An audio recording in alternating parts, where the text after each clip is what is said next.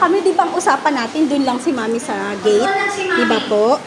Kasi, ayun no, tinan mo nga sila, hinatid lang baby nila, Tapos mamaya, papakita mo na lang sa akin yung star mo, ha? Ha? Sasabihin natin, daddy, Jollibee mo to, pag very good to, ha? Doon. Magka-count kayo. Very good ka sa counting, di ba? Na. Very good.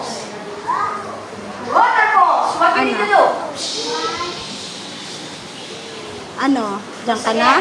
Ayaw mo dun sa isa, dito ka na talaga. Ha?